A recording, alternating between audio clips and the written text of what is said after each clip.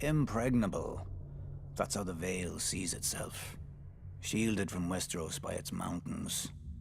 They call the entrance to their land the Bloody Gate because, during the Age of Heroes, a dozen armies supposedly smashed themselves against it.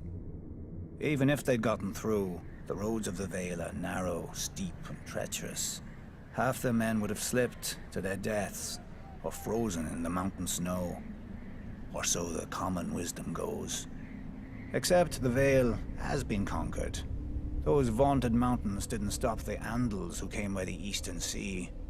The people of the Vale say that Sir Artus Arryn, the Andal general, flew on the back of a giant falcon and slew the Griffin King on top of the tallest mountain.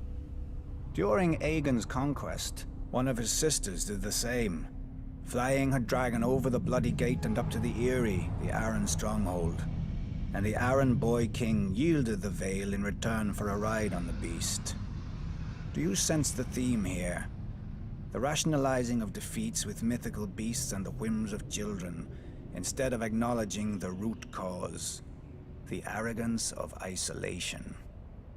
The men of the Vale are so proud of their mountains, they can't abide any flaw in them. As with the mountains, so too with their blood. The first Andals landed in the Vale, as its most powerful lords, the Arryns, the Waynwoods, the Corbrays, like to brag. Through their veins runs the blood of the oldest Andal nobility in Westeros, but through their brains runs an even older folly. That blood matters. If it did, those pure-born lords should have been able to exterminate the hill tribes centuries ago. But those primitive raiders, whose tribes more resemble kennels than families, continue to plague the Vale, even kidnapping an Arryn once.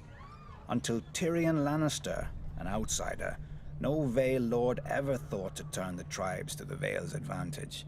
That a desperate, warlike people could be useful, not to mention inexpensive. But perhaps the Vale lords consider such thoughts beneath them. After all, the Vale's isolation does breed an abundance of honor and pious bleating, which governs their decisions instead of foresight. Like a blind man who can only guess where his horse is taking him. I doubt Jon Arryn had even prepared for civil war when he raised his banners instead of handing over his young wards, Ned Stark and Robert Baratheon, to the Mad King. Honor demanded, and Lord Arryn obeyed. He'd have done the same if the boys hadn't been the lords of two great houses, who could field mighty armies of their own. But perhaps I give him too little credit. After all, if the war went against them, only Lord Arryn had a nice, impregnable castle to retreat into, and he was wise enough to take poor Lysa Tully into his bed to win the Riverlands as allies.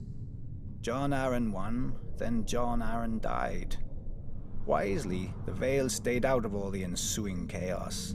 Its crops did not burn or wither in the fields from lack of men to tend them. Its strength was not drained by forced marches to futile skirmishes. In the Vale, life proceeds as it always has. Calm, proud, a world of high honor undisturbed by armies and men of low birth, but high ambition. Impregnable.